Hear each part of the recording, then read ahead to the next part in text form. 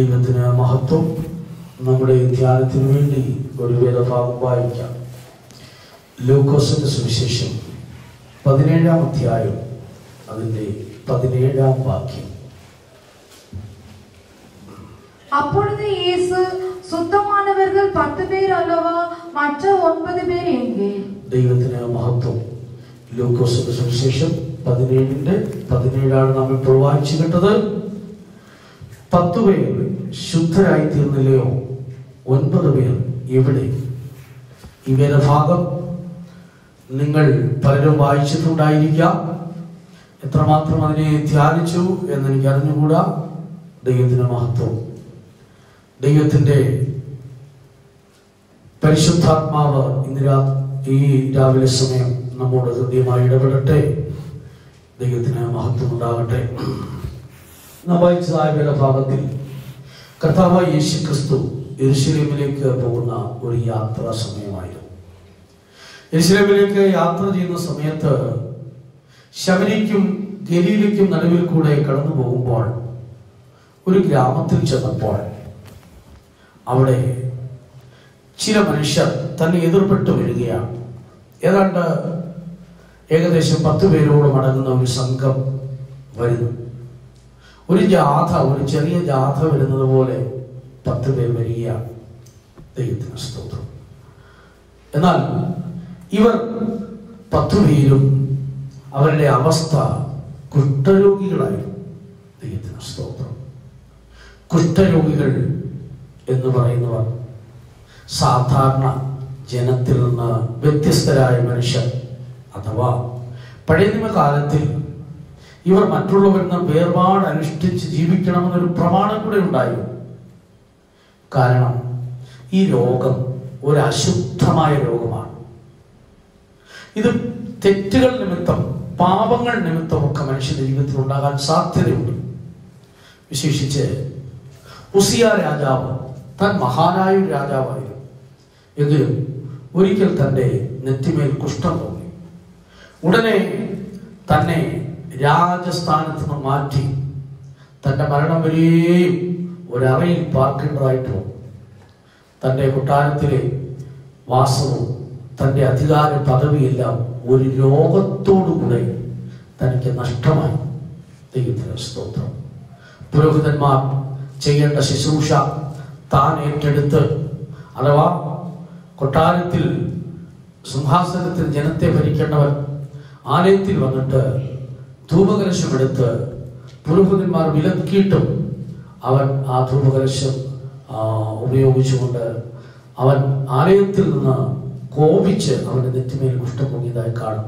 അരുതാത്തത് ചെയ്ത നിമിത്തം, അവന്റെ അതിക്രമം നിമിത്തം അവൻ നേരിട്ടതായ ഒരു രോഗമാണ്. അതുപോലെ മിരിയാമിന് കുഷ്ഠമുണ്ടായതായി കാണും. ദൈവത്തിന് സ്തോത്രം. അവരുടെ ജീവിതത്തിലെ ചില തെറ്റുകൾ നിമിത്തം ആയതുകൊണ്ട് ഇസ്രായേൽ മക്കളുടെ യാത്ര മുഴുവൻ മുടങ്ങിയതായി കാണും. മാന്യനും മഹാനുമായ ഒരു സേനാധിപതിയായിരുന്നു. എങ്കിലും താൻ കുഷ്ഠരോഗിയായി തീർന്നപ്പോൾ തന്റെ ദുഃഖം വലിയതായിരുന്നു. എങ്ങനെ വിടുവിക്കപ്പെടാൻ സാധിക്കും എന്നുള്ളതായിരുന്നു തന്റെ ഭാരം. കാരണം സാധാരണ രോഗത്തിൽ നിന്ന് വ്യത്യസ്തമായ ഈ കുഷ്ഠരോഗം ഒരു വ്യക്തിയെ ബാധിച്ചാൽ അവർക്ക് വലിയ പ്രയാസമുണ്ടാകും. ദൈവത്തിന് സ്തോത്രം. കുഷ്ഠരോഗിയെ കുറിച്ച് പറയുമ്പോൾ ലേവ്യ പുസ്തകം 13-ാം അധ്യായത്തിലേക്ക് വരുമ്പോൾ അവിടെ നമുക്ക് കാണുവാൻ കഴിയുന്നത്, കുഷ്ഠരോഗി തനെന്ത് ചെയ്യണം, തൻ്റെ അവസ്ഥയെ കുറിച്ച് 45 മുതലുള്ള വേദഭാഗം വായിക്കുമ്പോൾ കുഷ്ഠരോഗി തൻ്റെ വസ്ത്രം കീറിക്കളയണം. സാധാരണ ഉപയോഗിക്കുന്ന വസ്ത്രങ്ങൾ അവന് ധരിക്കാൻ പാടില്ല. നാട്ടിൽ മാന്യമായി നടക്കുവാൻ സാധിക്കാത്തൊരു നിലയിലേക്ക് അവൻ അധമനായി തീരുകയാണ്. അവന്റെ വസ്ത്രം കീറിക്കളയണം. അവന്റെ തല മൂടാൻ പാടില്ല. തല മൂടാതിരിക്കണം. അപ്പോൾ തന്നെ അവന്റെ അധരം മൂടിയിരിക്കണം. കുഷ്ഠരോഗിയുടെ ശബ്ദം ആരും കേൾക്കാൻ പാടില്ല. അവന്റെ ശബ്ദം കേൾക്കുവാൻ ആരും തയ്യാറാകില്ല. അവന്റെ ശബ്ദം പോലും ആരും കേൾക്കാത്ത വിധത്തിൽ അവൻ സമൂഹത്തിൽ ഒറ്റപ്പെട്ടവനാണ്. അപ്പോൾ തന്നെ അധരം മൂടിക്കൊണ്ട് അവൻ ഒരു കാര്യം വിളിച്ചു പറയണം. തെരുവീതിയിലൂടെ യാത്ര ചെയ്യുമ്പോൾ അശുദ്ധൻ അശുദ്ധൻ അശുദ്ധൻ എന്ന് വിളിച്ചു പറയണം. ഇങ്ങനൊരു ശബ്ദം കേട്ടാൽ പെട്ടെന്ന് മറ്റുള്ളവരെല്ലാം വഴിമാറി കൊടുക്കും. കാരണം ഈ കുഷ്ഠരോഗി സമൂഹത്തിൽ ഒറ്റപ്പെട്ടവനായിരുന്നു. ദൈവത്തിന് സ്തോത്രം. 4 പേർക്കൊപ്പം ജീവിപ്പാൻ അവൻ അവകാശമില്ല. പിന്നെയോ അവന്റെ പാർപ്പ് തനിച്ചായിരിക്കണം. തൻ്റെ കുടുംബത്തോട്, തൻ്റെ മക്കളോട്, തൻ്റെ ഭാര്യയോടൊന്നും ജീവിക്കാൻ അവന് അവകാശമില്ല. കുടുംബത്തിൽ നാം ഭ്രഷ്ടനാക്കപ്പെടുകയാണ്. ഒറ്റപ്പെട്ട് കുഞ്ഞുങ്ങളോട് സംസാരിക്കാൻ കഴിയുന്നില്ല. ഒന്നിച്ച് മറ്റൊരു സമൂഹത്തിൽ ജീവിക്കാൻ കഴിയുന്നില്ല. സമൂഹത്തിൽ നിന്ന് തള്ളപ്പെട്ടവൻ, കുടുംബത്തിൽ നിന്ന് തള്ളപ്പെട്ടവൻ, ബന്ധുക്കളുടെ ഇടയിൽ നിന്ന് തള്ളപ്പെട്ടവൻ, തനിച്ചു പാർക്കുവാൻ വിധിക്കപ്പെട്ടവൻ, രോഗമുള്ള നാളെല്ലാം അവൻ പാളയത്തിനകത്ത് വരാൻ പാടില്ല, പാളയത്തിന് പുറത്തായിരിക്കണം. ദൈവത്തിന് സ്തോത്രം. എത്ര ദയനീയമായ അവസ്ഥയാണ്! ഇങ്ങനെയുള്ള അവസ്ഥയാണ് കുഷ്ഠരോഗികൾക്കുള്ളത്. കർത്താവായ യേശുക്രിസ്തു യെരൂശലേമിലേക്ക് പോകുന്ന സമയത്ത് ഈ കുഷ്ഠരോഗികൾ തനിക്ക് എതിർപ്പെട്ടതായിട്ട് തിരുവഴുത്തിൽ നാം കണ്ട കാര്യങ്ങളാണ് നാം ഇപ്പോൾ വായിച്ചത്. ദൈവത്തിന് സ്തോത്രം. അപ്പോൾ ഇവർക്ക് തനിയെ താമസിക്കുവാൻ, ഒന്നിച്ച് താമസിക്കുവാൻ അവകാശമില്ലാതെ തനിപ്പെട്ട അവസ്ഥകളിലൊക്കെയാണ് കാണപ്പെടുന്നത്. പാളയത്തിന് പുറത്താണ്. എന്നാൽ ഗലീലയ്ക്കും ശമരിക്കും നടുവിൽ കൂടെ പോകുന്ന ഈ സമയത്ത് ഇവർ 10 പേര് ഒന്നിച്ചുകൂടി. എൻ്റെ ചിന്താഗതിയിൽ ഭവനത്തിൽ നിന്നെല്ലാം തള്ളപ്പെട്ടപ്പോൾ, സമൂഹത്തിൽ നിന്നും ഒറ്റപ്പെട്ടപ്പോൾ, പിന്നെ പാളയത്തിന് പുറത്തു പോയിട്ട് ഇവരെല്ലാം കൂടെ ഒന്നായി. ദൈവത്തിന് സ്തോത്രം. രോഗികളെല്ലാം കൂടെ ഒന്നായി. അവരുടെ ഒരു യൂണിറ്റിയാണ്. ദൈവത്തിന് സ്തോത്രം. ഇവർ അശുദ്ധന്മാരെല്ലാം കൂടെ ഒന്നായി. ഇങ്ങനെയുള്ള സാഹചര്യങ്ങൾ പലയിടത്തും നമ്മൾ കാണാറുണ്ട്. സ്തോത്രം. പിന്മാറ്റക്കാരെല്ലാം കൂടെ വേണേൽ ഒന്നാവും. അശുദ്ധന്മാരെല്ലാം കൂടെ ഒന്നാവും. കൃപയില്ലാത്തവരെല്ലാം കൂടെ ഒന്നാവും. ദൈവത്തിന് സ്തോത്രം. ഉപദേശത്തോട് ചേർന്നിരിക്കുന്നവരെല്ലാം കൂടെ ഒന്നാവും. അതൊക്കെ അവരവരുടെ കാറ്റഗറി അനുസരിച്ച് അവരുടെ യൂണിറ്റിയിലേക്ക് അവർ പോവുകയാണ്. ഇവിടെ സമൂഹത്തിൽ തള്ളപ്പെട്ടവരെല്ലാം കൂടെ ഒന്നായി. ഇവരെല്ലാം കൂടെ ഒന്നായിട്ട് ഇങ്ങനെ പോവുകയാണ്. എന്തിനു വേണ്ടി പോകുമെന്ന് അറിഞ്ഞുകൂടാ. പക്ഷേ ഇവർ യാത്ര ചെയ്യുമ്പോൾ ഇവരുടെ ഹൃദയത്തിൽ വലിയൊരു വേദന ഉണ്ടായിരുന്നു. വലിയ താങ്ങാൻ കഴിയാത്തൊരു ദുഃഖം ഉണ്ടായിരുന്നു. എന്താ കാരണം? ഇവർ ജനിച്ചത് അങ്ങനെയല്ല. പിന്നീട് ഇവർക്ക് സംഭവിച്ചതായ ഈ രോഗം ഇവരെ ഒറ്റപ്പെടുത്തി. കുടുംബത്തോട് ജീവിക്കാൻ, താമസിക്കാൻ പറ്റാത്ത അവരുടെ സന്തോഷ വേളകൾ എല്ലാം നഷ്ടപ്പെട്ട ഒരു നിലയിലായി. ദൈവത്തിന് സ്തോത്രം. അങ്ങനെ വലിയ ദുഃഖത്തോടെ ഇവർ യാത്ര ചെയ്യുമ്പോഴാണ് കർത്താവായ യേശുക്രിസ്തു അതുവഴിയായി വരുന്നത്. ക്രിസ്തുവിനെ കുറിച്ച്, തന്റെ പ്രവൃത്തികളെ കുറിച്ചൊക്കെ ഒരുപക്ഷെ ഇവർ അറിഞ്ഞിട്ടാണ് ഇവരെല്ലാം കൂടെ നിലവിളിക്കാൻ തുടങ്ങി. ദൈവത്തിന് സ്തോത്രം. നിലവിളിക്കുന്നതിന്റെ കാരണം എന്താണ്? യേശു നായക, ഞങ്ങളോട് കരുണ കാണിക്കണമേ. കാരണം കർത്താവ് കരുണ കാണിക്കാതെ ഈ അവസ്ഥയ്ക്ക് ഒരിക്കലും ഭേദമുണ്ടാകില്ല. ദൈവത്തിന് സ്തോത്രം. ഒരു കാര്യം അവർക്ക് ഉറപ്പാണ്, കർത്താവ് കരുണ കാണിച്ചാൽ ഈ മാരക രോഗത്തിൽ നിന്ന് വിടുതലുണ്ടാകും. എൻ്റെ സ്ഥിതികളെല്ലാം മാറ്റപ്പെടും. തള്ളപ്പെട്ട അവസ്ഥ, ഒറ്റപ്പെട്ട അവസ്ഥകളൊക്കെ എൻ്റെ ജീവിതത്തിൽ മാറ്റപ്പെടുവാൻ കർത്താവ് കരുണ കാണിച്ചാൽ മതി. കർത്താവിന്റെ കരുണയെ കുറിച്ച് ആഴമായി ഗ്രഹിച്ച കുഷ്ഠരോഗികൾ അവർ പാളയത്തിന് പുറത്താണെങ്കിലും, വലിയ കാര്യങ്ങൾ ഗ്രഹിക്കാൻ കഴിവില്ലാത്തവരാണെങ്കിലും, വലിയ ആഴമേറിയ പഠനങ്ങളൊന്നും അവർക്കില്ലെങ്കിലും ഒരു കാര്യം അവർക്ക് അറിയാമായിരുന്നു: കർത്താവിന്റെ കരുണ എൻ്റെ ഭവനത്തിന്മേൽ ഉണ്ടായാൽ, കർത്താവിന്റെ കരുണ എൻ്റെ ജീവിതത്തിന്മേൽ ഉണ്ടായാൽ എൻ്റെ സ്ഥിതികളെല്ലാം മാറ്റപ്പെടും. നിശ്ചയമായി കർത്താവിൽ പ്രിയരെ, ദൈവത്തിന്റെ കരുണയാണ് ഒരു മനുഷ്യന്റെ സ്ഥിതി മാറ്റുന്നത്. ദൈവത്തിന്റെ കരുണയാണ് ഒരു മനുഷ്യനെ ശ്രേഷ്ഠനാക്കി മാറ്റുന്നത്. ദൈവത്തിന്റെ കരുണയാണ് ഒരു മനുഷ്യനെ അനുഗ്രഹത്തിലേക്ക് കൊണ്ടുപോകുന്നത്. ഇതെല്ലാം അറിയാവുന്ന കുഷ്ഠരോഗികൾ എല്ലാവരും ഒന്നു ചേർന്ന് നിലവിളിച്ചു: കർത്താവേ, ഞങ്ങളോട് കരുണയുണ്ടാകണം. അകലേന്നവർ വരികയാണ്. വരുമ്പോൾ യേശു ഈ ശബ്ദം കേൾക്കുന്നു. 10 പേര് നിലവിളിക്കുകയാണ്. ഭയങ്കര നിലവിളി. അവരുടെ നിലവിളി ഹൃദയത്തിന്റെ ആഗ്രഹവും കണ്ടിട്ട് കർത്താവായ യേശുക്രിസ്തു അവരോട് കരുണ കാണിക്കും. സ്തോത്രം. അവരുടെ അവസ്ഥകൾ മനസ്സിലാക്കി. ശരിക്കും ഞങ്ങൾ കുഷ്ഠരോഗികളാണ്, ഞങ്ങൾക്ക് സൗഖ്യം തരണമേ എന്നവർ പറഞ്ഞില്ലെങ്കിലും അവർ പറഞ്ഞത് ഞങ്ങളോട് കരുണ കാണിക്കണം. കരുണ കാണിക്കണമേ എന്ന് അവർ നിലവിളിക്കുമ്പോൾ യേശുവിന് മനസ്സിലായി ഇവർ എന്തിനു വേണ്ടി നിലവിളിക്കും. ഒരു ദൈവ പൈതൽ സങ്കടപ്പെടുമ്പോൾ, നിലവിളിക്കുമ്പോൾ അവരുടെ ഹൃദയത്തിന്റെ ആഴത്തെ അറിയുന്നവനാണ് കർത്താവ്. എന്നെ ചിന്തിപ്പിച്ചത്, കുഷ്ഠരോഗിയാണെന്ന് പറഞ്ഞില്ലെങ്കിലും അകലെ നിന്ന് നിലവിളിച്ച ആ മനുഷ്യരുടെ ഹൃദയത്തിന്റെ ആഴത്തെ മനസ്സിലാക്കിയിട്ട് അവർക്ക് മറുപടി കൊടുക്കുകയാണ് കർത്താവ്. നമ്മുടെ ഹൃദയത്തിലെ തേങ്ങലുകൾ, വേദനകൾ, കഷ്ടങ്ങൾ എല്ലാം അതുപോലെ മനസ്സിലാക്കുവാൻ കഴിവുള്ളവനാണ് നമ്മുടെ കർത്താവ്. ഇന്ന് പകൽക്കാലവും നമ്മെ സഹായിപ്പാൻ കർത്താവിന് കഴിയും. ഹൃദയത്തിന്റെ ആഴത്തിൽ തിങ്ങി നിറയുന്ന വേദനകൾ മറ്റാർക്കും മനസ്സിലാക്കാൻ കഴിഞ്ഞില്ലെങ്കിലും, നീ ഒരുപക്ഷെ ദൂരത്ത് നിൽക്കുന്ന വ്യക്തിയാണെങ്കിലും, നിന്റെ നിരൂപണങ്ങളെയും നിന്റെ ആഗ്രഹങ്ങളെയും നിന്റെ അവസ്ഥകളെയും മനസ്സിലാക്കുവാൻ ദൈവത്തിന് കഴിയും. കർത്താവായ യേശു ക്രിസ്തു അവർ യാത്ര ചെയ്തുകൊണ്ടിരിക്കുമ്പോൾ, ഇങ്ങനെ വന്നുകൊണ്ടിരിക്കുമ്പോൾ കരുണയുണ്ടാകണമെന്ന് ഉറക്കെ പറയുമ്പോൾ യേശു അത് കണ്ടിട്ട് പറഞ്ഞു, നിങ്ങൾ പോയി പുരോഹിതന്മാർക്ക് നിങ്ങളെ തന്നെ കാണിപ്പിക്കും. ഇവരിങ്ങനെ സൗഖ്യം ആഗ്രഹിച്ചുകൊണ്ട് വേദനപ്പെട്ടു വരുമ്പോൾ അവരുടെ കാര്യങ്ങളൊന്നും ആരായാതെ, അവരുടെ വിഷയങ്ങളൊന്നും മനസ്സിലാക്കാതെ, അവരോടൊന്ന് അടുത്ത് ചെന്ന് സംസാരിക്കാതെ ദൂരെ നിന്ന് കർത്താവ് പറയുകയാണ്, നിങ്ങൾ പോയി പുരോഹിതനെ കാണിപ്പിക്കും. ഇങ്ങനൊരു സന്ദർഭം നമ്മുടെ ജീവിതത്തിൽ ഉണ്ടായാൽ നമ്മുടെ പ്രതികരണം എങ്ങനെയായിരിക്കും?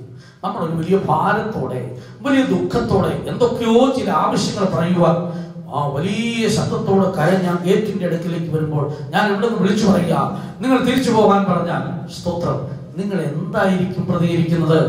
നിങ്ങളുടെ മനസ്സെങ്ങനെയായിരിക്കും? ദൈവത്തിന് സ്തോത്രം. എന്നാൽ ഇവിടെ ഇതാ കർത്താവായ യേശു ക്രിസ്തു ഈ കുഷ്ഠരോഗികളെ സമീപിക്കുന്നത് നാം പ്രതീക്ഷിക്കാത്ത നിലയിലാണ്. കർത്താവിന്റെ പ്രവർത്തനങ്ങളൊക്കെ പലപ്പോഴും നാം ഇഷ്ടപ്പെടുന്ന വിധത്തിലല്ല. ഇവിടെയാണ് പലർക്കും അബദ്ധങ്ങൾ പറ്റുന്നത്. നാം പ്രതീക്ഷിക്കുന്നത് പോലെ ദൈവം ഇടപെടണമെന്ന് ചിന്തിക്കുന്നവരാണ് നമ്മിൽ പലരും. ദൈവത്തിന് സ്തോത്രം. ഹന്ന പ്രാർത്ഥിക്കാനായിട്ട് പോയി. അവൾ ഭയങ്കര വേദനയോടെയാണ് ഇവിടെ കർത്താവിന്റെ സന്നിധിയിൽ ഹൃദയത്തെ പകർന്നുകൊണ്ടിരിക്കും. ഉടനെ പുരോഹിതൻ വന്ന് പറയുകയാണ്, നിന്റെ വീഞ്ഞൊക്കെ ഇറങ്ങട്ടെ. ഇവൾ മദ്യപാനിയാണെന്ന് പറയുന്നത്.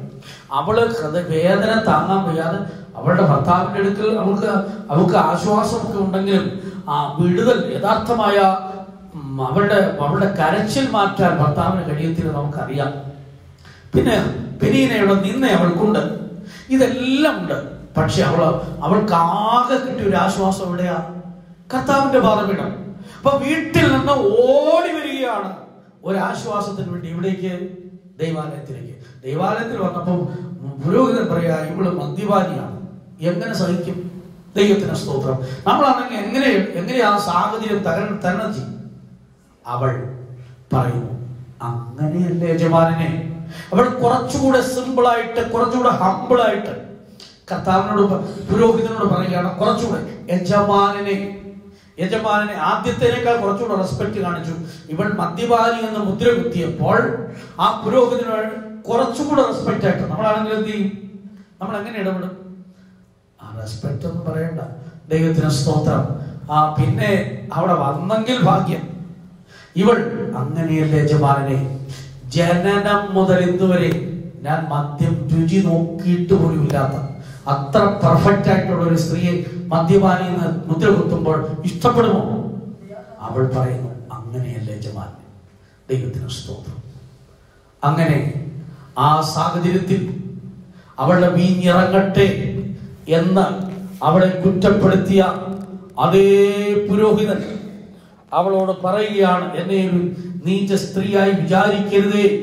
സങ്കടത്തിന്റെയും വ്യസനത്തിന്റെയും ആധിക്യം കൊണ്ടാണ് ഞാൻ ഇങ്ങനെ ആയിരിക്കുന്നത് എന്ന് പറയുമ്പോൾ അതേ പുരോഹിതൻ പറയുന്നു, സമാധാനത്തോടെ പോകാം. അവൾ വാടിയ മുഖത്തോടെ വന്നുവെങ്കിലും തിരുവെടുത്ത് പറയുന്നു, അവളുടെ മുഖം പിന്നെ വാടിയില്ല. ചില ദൈവിക സമീപനങ്ങൾ, സന്ദർശനങ്ങൾ നമ്മൾ പ്രതീക്ഷിക്കുന്നത് പോലെ ആകാത്തപ്പോൾ നമ്മൾ വേദനപ്പെടാറുണ്ട്. അത് നമ്മുടെ ഒരു ടെസ്റ്റിംഗ് ടൈം ആണെന്ന് മറന്നു പോകരുത്. ദൈവത്തിന് സ്തോത്രം. കനാന്യ സ്ത്രീയുടെ മകളുടെ സൗഖ്യത്തിന് വേണ്ടി അവൾ വരുമ്പോൾ കർത്താവ് പറയുന്നു, ഇസ്രായേലിലെ കാണാതെ പോയ ആളുകളുടെ അടുക്കലേക്ക് അല്ലാതെ എന്നെ അയച്ചിട്ടില്ല. പിന്നെയും അവൾ നിലവിളിച്ച് പുറകെ വരികയാണ്. കർത്താവ് പിന്നെ പറയുന്നു, മക്കളുടെ അപ്പമെടുത്ത് നായ്ക്കുട്ടികൾക്ക് ഇട്ട് കൊടുക്കുന്നത് വിഹിതമല്ല, എന്നെ നായ്ക്കുട്ടി എന്ന് സംബോധന ചെയ്തു എന്ന് പറഞ്ഞുകൊണ്ട് അവിടുന്ന് അവൾക്ക് ഓടിപ്പോകാം. അവൾ അവിടെയും പിന്മാറിപ്പോയില്ല. അതേ കർത്താവേ എന്ന് പറഞ്ഞതിന്റെ അർത്ഥം, നീ പറഞ്ഞതുപോലെ ഞാൻ നായ്ക്കുട്ടി എന്ന് പറഞ്ഞുകൊണ്ട് അവൾ പിന്നെയും കർത്താവിന്റെ പാദപീഠത്തിലേക്ക് വരികയാണ്. അവൾ ഇഷ്ടപ്പെടാത്ത ഒരു സമീപനം കർത്താവിന് വരുമ്പോൾ ആ ടെസ്റ്റിൽ അവൾ ജയിച്ചപ്പോൾ കർത്താവ് പറയുന്നു, സ്ത്രീയെ നിന്റെ ഇഷ്ടം പോലെ നിനക്ക് ഭവിക്കട്ടെ. അവൾ വീട്ടിൽ ചെല്ലുമ്പോൾ അവളുടെ മകൾ സൗഖ്യമായി കാണുന്നു. ദൈവത്തിന് സ്തോത്രം. ആയതുപോലെ കർത്താവിന്റെ സമീപനങ്ങൾ, ഒരു കുരുടനെ സൗഖ്യമാക്കുമ്പോൾ മണ്ണിൽ തുപ്പിയിട്ട് ചേറുണ്ടാക്കി കണ്ണിൽ തേക്കുകയാണ്. കണ്ണിൽ തുപ്പിന് തുല്യമല്ലേ ദൈവത്തിന് സ്വന്തം. നിങ്ങളത് എന്ത് ചെയ്യും? ഇഷ്ടപ്പെടുമോ? ഒരാളിനെ കേൾക്കാൻ വയ്യാത്ത ചെവിയിൽ വിരലിട്ടു. ഇതൊക്കെ കർത്താവ് ചെയ്ത പ്രതീക്ഷിക്കാത്ത ചില കാര്യങ്ങൾ. ഇവിടെ ഇതാ കുഷ്ഠരോഗിയുടെ അടുക്കൽ കർത്താവ് സമീപിക്കുമ്പോൾ പറയും, നിങ്ങൾ പോയി പുരോഹിതനെ കാണിപ്പിക്കും. ഇവിടെ ബുദ്ധി വർക്ക് ചെയ്തിരുന്നെങ്കിൽ, അല്ലെ ഇവരുടെ ജ്ഞാനം വർക്ക് ചെയ്തിരുന്നെങ്കിൽ മിക്കവാറും അവർ കർത്താവുമായുള്ള ബന്ധം അന്നേ ഉപേക്ഷിക്കുമായിരുന്നു. ദൈവത്തിന് സ്തോത്രം. എന്നാൽ അവർ രണ്ട് കാര്യങ്ങൾ, അവിടെ പ്രസക്തമായ വിഷയങ്ങളുണ്ട്. ഒന്ന്, കർത്താവ് അവരോട് സംസാരിക്കണം, നിങ്ങൾ പോയി പുരോഹിതന് നിങ്ങളെ തന്നെ കാണിപ്പിൻ. ആ വാക്ക് അവർ വിശ്വസിക്കുകയാണ്. അവരുടെ വേദന നിറഞ്ഞ ജീവിതത്തിൽ നിന്ന് എന്നേക്കുമായി പരിഹാരം ഉണ്ടാകുവാൻ മതിയായത് യേശുവിന്റെ ഒരു വാക്കായിരുന്നു. ചിലപ്പോൾ വർഷങ്ങൾ കൊണ്ടു നടക്കുന്ന പല ദുഃഖങ്ങളും വേദനകളും ജീവിതത്തിൽ നിന്ന് പാടെ മാറ്റുവാൻ കർത്താവിന്റെ ഒരു വാക്ക് മതി പ്രിയരെ. ദൈവത്തിന് സ്തോത്രം. ആ ദൈവശബ്ദം ഏറ്റവും പ്രാധാന്യമുള്ളതാണ്. പത്രോസ് രാത്രി മുഴുവൻ അധ്വാനിച്ചു. ഗലീല കടൽപ്പുറത്തെ കുറിച്ചും ആ കടലിന്റെ അവസ്ഥകളെ കുറിച്ചൊക്കെ നന്നായി മനസ്സിലാക്കിയ മനുഷ്യൻ താൻ പ്രത്യാശയോടെ, ഇല്ലെങ്കിൽ താൻ തന്റെ വല നിറയ്ക്കുവാൻ വേണ്ടി ഓടിപ്പോയി കിട്ടിയ കണ്ടെടുത്തെല്ലാം വല വീശി. ദൈവത്തിന് സ്തോത്രം. ഇടത്തും വലത്തും എല്ലാം വീശിയവനാണ്. രാത്രി മുഴുവൻ അധ്വാനിച്ചു, പക്ഷേ ഒന്നും കിട്ടിയില്ല. അവസാനം ഒഴിഞ്ഞ വലയുമായിട്ട് നിരാശപ്പെട്ട ഹൃദയത്തോടെ, വാടിയ മുഖത്തോടെ, വല്ലാത്ത ഒരു നിരാശ ബാധിച്ചവനെ കരയിലേക്ക് പടകടുപ്പിച്ചതിന് ശേഷം ആ വല കഴുകുന്ന രംഗം പലപ്പോഴും ഞാൻ ആ പത്രോസിന്റെ ഹൃദയത്തെ, ആ പത്രോസിലേക്ക് ഒന്ന് കണ്ണുകൾ ഓടിച്ചു നോക്കിയിട്ടുണ്ട്. പത്രോസ് ആ വല കഴുകുന്ന രംഗം. രാത്രി മുഴുവൻ അധ്വാനിച്ചല്ലോ, വളരെയധികം പാടുപെട്ടല്ലോ, എന്റെ ശരീരം ക്ഷീണിച്ചു. ഈ കടലിൽ, ഈ ഗലീല കടലിൽ രാത്രി മുഴുവൻ അധ്വാനിക്കാൻ പറഞ്ഞൊരു ചെറിയ കാര്യമല്ല. മുഖ്യന്മാരുടെ അധ്വാനം എന്നൊക്കെ പറഞ്ഞാൽ ചെറിയ കാര്യമല്ല. സ്തോത്രം. മീനുകൾ കയറിയോ എന്ന് ഓർത്ത് പലപ്പോഴും ആ വല പാടുപെട്ട് വലിച്ച് കരയ്ക്ക് കയറ്റുമ്പോൾ ഒരു മീനുമില്ല. പിന്നെയും വീശുകയാണ്. പിന്നെയും വല്ലതും കയറി കാണുമോ എന്നറിയുവാൻ പിന്നെയും പിടിച്ചു നോക്കുമ്പോൾ ഒന്നുമില്ല. പല ആവർത്തി ഇങ്ങനെ ചെയ്തു കഴിയുമ്പോൾ ആ മനുഷ്യന്റെ അവസ്ഥ എന്തായിരിക്കും? അങ്ങനെ ആവർത്തിച്ച് വല വീശിയിട്ട് ഒന്നും കയറാതെ നിരാശയോടെ ഭാരപ്പെട്ട് ഇനി ഗതിയൊന്നുമില്ലല്ലോ, എന്റെ വീട്ടിലേക്ക് ചെല്ലുമ്പോൾ വീട്ടുകാരും കാത്തിരിക്കുമല്ലോ, മീനുകൾ കൊണ്ടുവരുമെന്ന് കാത്തിരിക്കുന്ന വീട്ടുകാരുണ്ട്. ഇത് വിറ്റ് പണമാക്കുന്ന അതുകൊണ്ട് മറ്റു കാര്യങ്ങൾ സാധിക്കണമെന്ന് പ്രതീക്ഷിക്കുന്ന കുടുംബത്തിലെ അംഗങ്ങൾ, മക്കൾ അല്ലെങ്കിൽ മറ്റുള്ളവരൊക്കെ ഉണ്ട്. ഇങ്ങനെയെല്ലാം ഉള്ള സാഹചര്യത്തിൽ എങ്ങനെ ഞാൻ ഈ ഭവനത്തിലേക്ക് കയറിപ്പോകും, എങ്ങനെയാണ് എൻ്റെ അവസ്ഥ എന്നൊക്കെ ഓർത്ത് ഭാരപ്പെട്ട് ആരോട് പരാതി പറയാം എന്നൊക്കെ ചിന്തിച്ച് ആ വല കഴുകിക്കൊണ്ടിരിക്കുന്ന സമയത്ത് യേശു അവിടേക്ക് വരികയാണ്. ദൈവത്തിന് സ്തോത്രം. ശീമോനുള്ള പടകിൽ കയറുകയാണ്. പിന്നെ കർത്താവ് സുവിശേഷം പറയുന്നു. അതിനുശേഷം കർത്താവ് പറയുന്നു, വലത്ത് ഭാഗത്തേക്ക് വീശുക. വലത്ത് ഭാഗത്ത് വീശാത്ത ആളായിരുന്നു. കർത്താവേ, കഴിഞ്ഞ രാത്രി ഞാൻ വടത്തും ഇടത്തും വീശാവുന്നതൊക്കെ വീശി എന്നൊക്കെ പറഞ്ഞുകൊണ്ട് കർത്താവിന്റെ വാക്കുകളെ തിരസ്കരിക്കാമായിരുന്നു. എങ്കിലും അവൻ പറയും, നാഥാ, നിന്റെ വാക്കിന് ഞാൻ വലയിറക്കാം. രാത്രി മുഴുവൻ എന്റെ കഠിനാധ്വാനത്തെക്കാൾ വിശേഷിക്കപ്പെട്ടതാണ് കർത്താവേ നിന്റെ വാക്ക്. യേശുവിന്റെ വാക്ക് വിശ്വസിച്ചപ്പോൾ അവൻ അത്ഭുതം കണ്ടു. അവിടെ പെരുത്ത മീൻകൂട്ടം എപ്പോൾ പെരുകി? എപ്പോഴാണ് ഇതൊക്കെ ഉണ്ടാകാൻ തുടങ്ങിയത്? വിശ്വസിച്ചവൻ വലയിറക്കിയപ്പോൾ ഇല്ലാത്തത് ഉണ്ടായി. പ്രിയരെ, കർത്താവിന്റെ വാക്ക് വിശ്വസിച്ചുകൊണ്ട് നീ ഒരു പ്രവൃത്തി ചെയ്യുമ്പോൾ ഇല്ലാത്തതൊക്കെ അവിടെ ഉണ്ടാകും.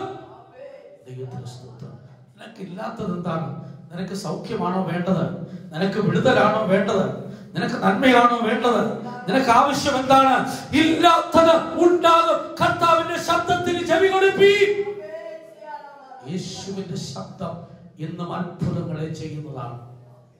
പലപ്പോഴും നീ പിശാചിന്റെ വാക്കും മനുഷ്യന്റെ വാക്കും അവിശ്വാസിയുടെ വാക്കും ഒക്കെ കേട്ട് നിരാശപ്പെട്ട് നിന്റെ ജീവിതം മുൻപോട്ട് നയിക്കുമ്പോൾ ഇന്ന് പകൽക്കാലം ദൈവത്തിന്റെ പരിശുദ്ധാത്മാവ് പറയുന്നു, കർത്താവിന് നിന്നോടൊന്ന് സംസാരിക്കാനുണ്ട്. വ്യക്തമായി ദൈവത്തിന്റെ ആത്മാവ് പറയുന്നു, നിന്റെ ജീവിതത്തിൽ ചില കഷ്ടങ്ങൾ ഉണ്ടെങ്കിൽ, നിന്റെ ജീവിതത്തിൽ ചില പ്രശ്നങ്ങൾ ഉണ്ടെങ്കിൽ, ചില ആവശ്യങ്ങൾ ഉണ്ടെങ്കിൽ, നിശ്ചയമായി ദൈവത്തിന് നിന്നോടൊരു ആലോചന ഉണ്ട്. അത് ദൈവം നിന്റെ മേൽ നിനക്ക് തരും.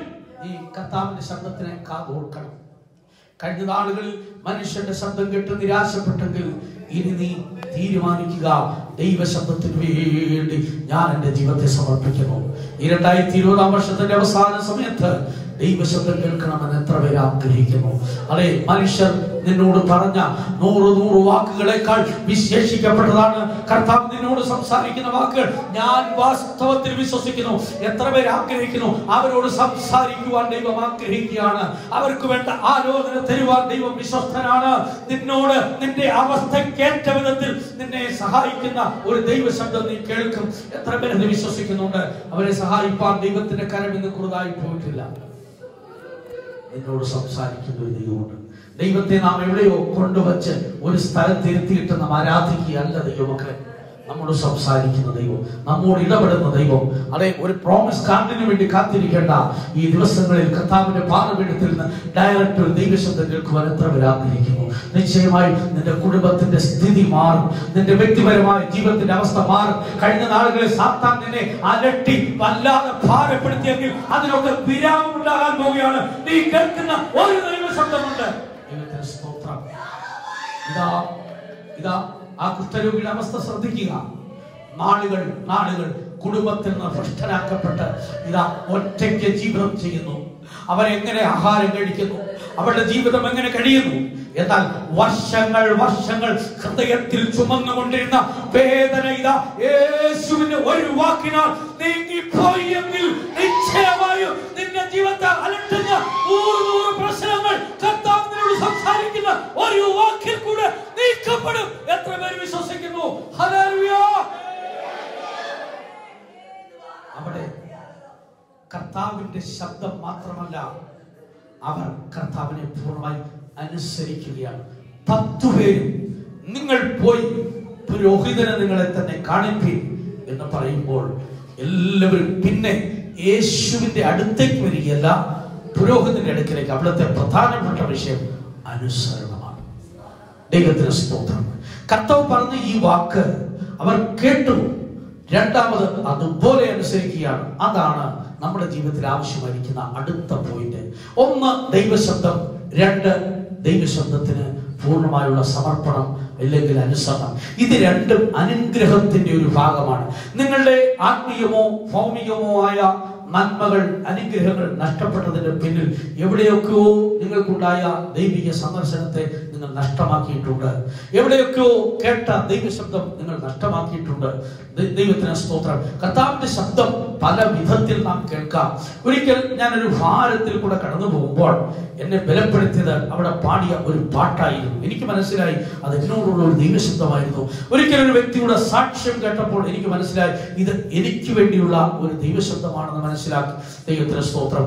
ആയതുപോലെ കർത്താവ് പലപ്പോഴും നമ്മോട് സംസാരിക്കും. ഒരിക്കൽ വിശ്വാസ വീട്ടിൽ ഒരു പ്രാർത്ഥനയ്ക്ക് ഇരിക്കുമ്പോൾ ഞാൻ ചില പരീക്ഷാ ഘട്ടത്തിലൂടെ കടന്നുപോയിക്കൊണ്ടിരിക്കുകയായിരുന്നു.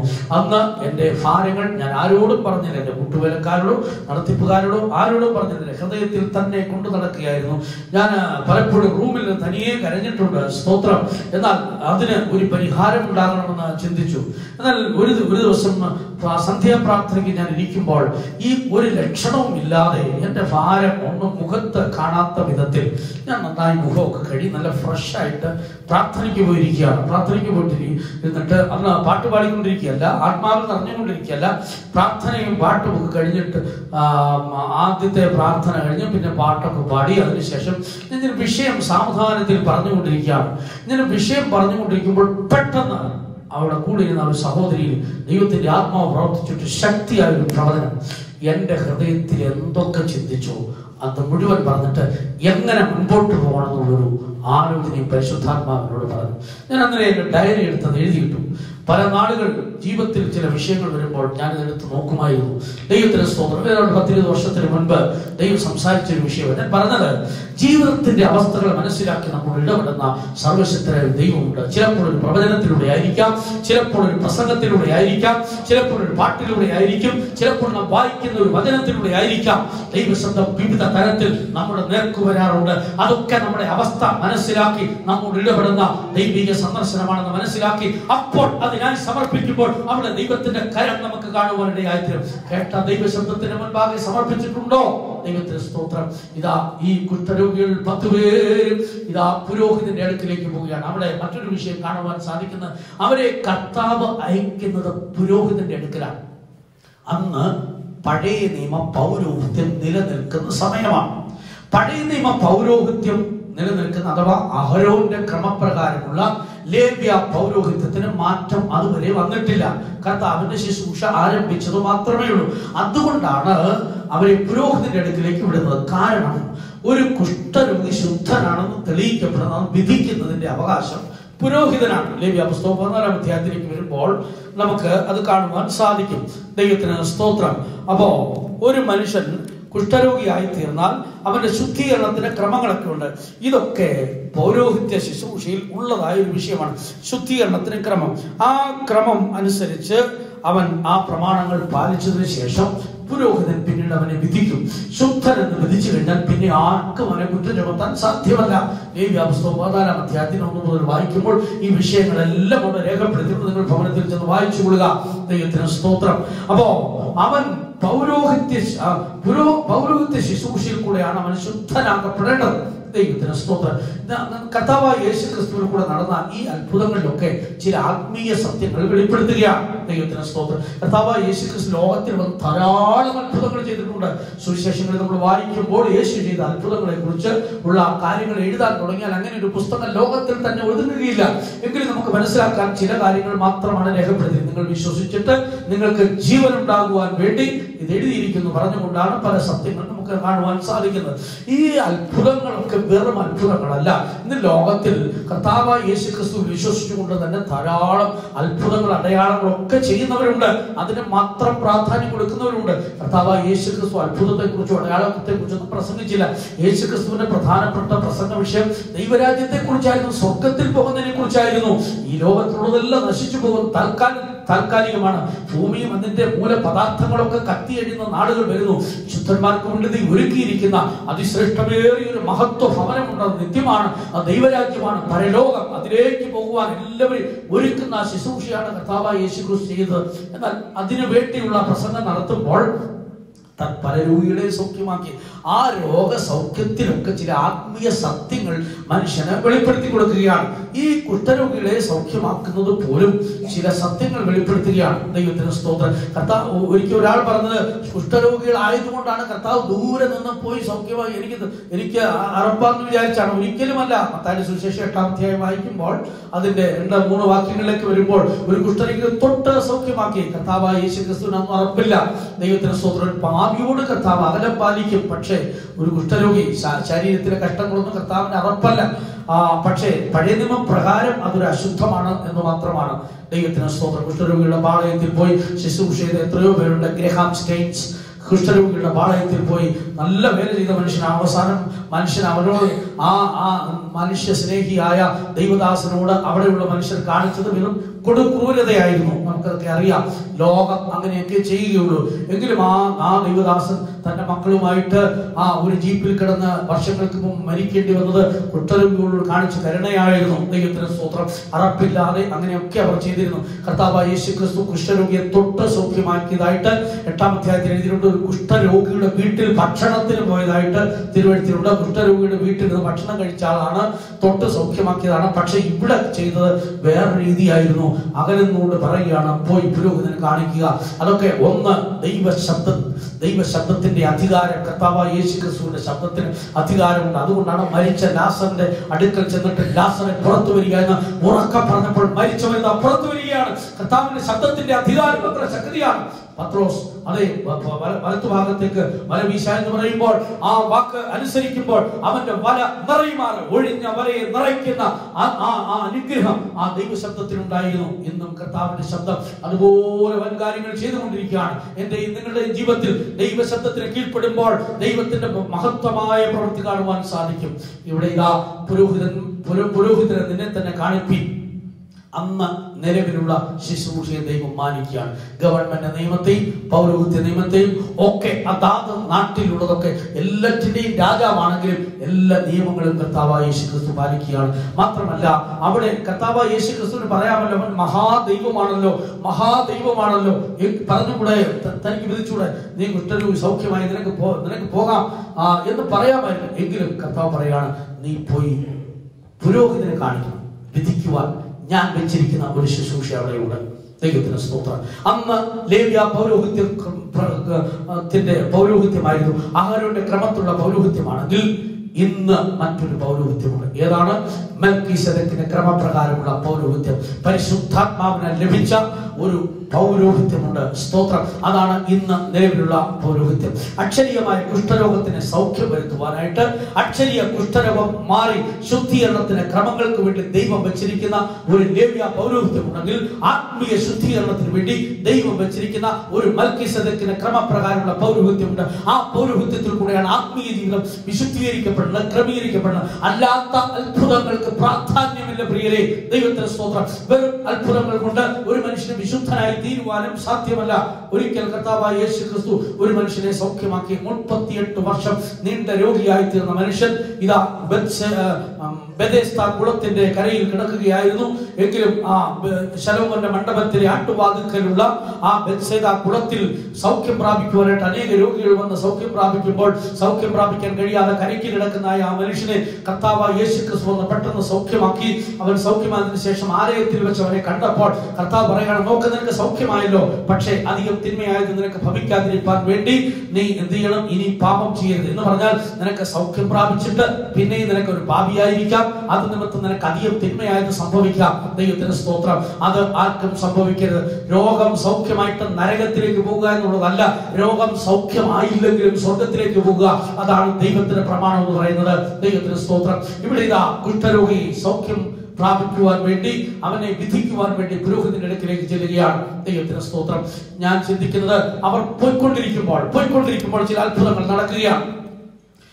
അങ്ങനെ പോയിക്കൊണ്ടിരിക്കുമ്പോൾ ആദ്യമൊക്കെ അവർക്കൊന്നും തോന്നിയില്ല. എങ്കിലും യേശു പറഞ്ഞ വാക്ക് വിശ്വസിച്ചുകൊണ്ട് അനുസരിച്ചുകൊണ്ട് അവർ മുൻപോട്ട് പോയപ്പോൾ ഒരുത്തൻ പറയുന്നു, എന്റെ കൈകളിലൊക്കെ ഇതാണ് നല്ല വെള്ളമായല്ലോ, നന്നായി മടക്കാമല്ലോ.